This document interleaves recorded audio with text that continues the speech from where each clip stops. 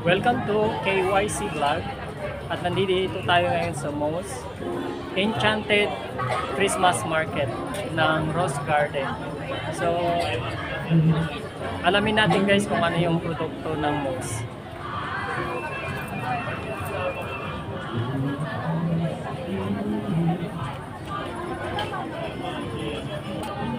Makulay ang buhay pagdating sa pagkain nga naman. At ito ang isang napakasikat na restaurant, Moe's. At meron silang pwesto doon sa UB ng Baguio, General Luna.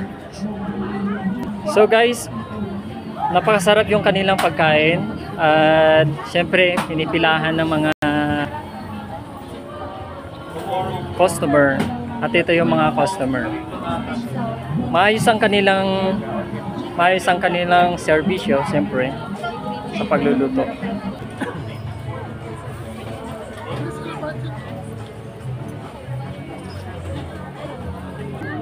Dito guys, naglalagay lahat ng mga customer ni Moe's.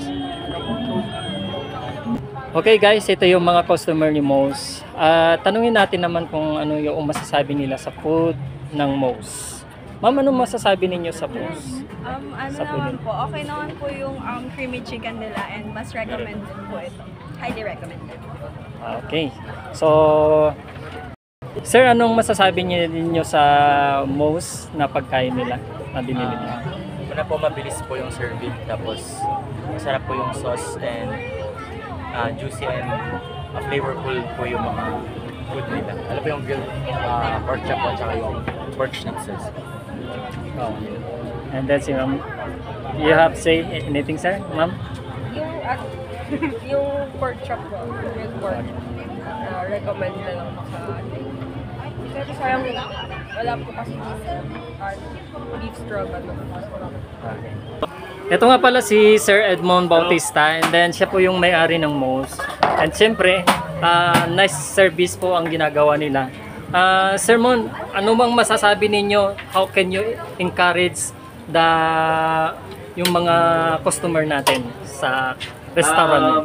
I would want to invite all the customers from Baguio or the tourists to visit our stall here at Burnham Park, Rose Garden. We serve German food. We try to make it as authentic as possible. Try our food. We have grilled chicken, pork chop, beef kebab, pork schnitzel, chicken schnitzel, fish and chips. That's the food. So come visit us here at the Burnham Rose Garden. Merry Christmas! So, salamat kay Sir Edmond Bautista. Ito yung kanilang ginagawa. Hello, ma! Thank you very much. Merry Christmas!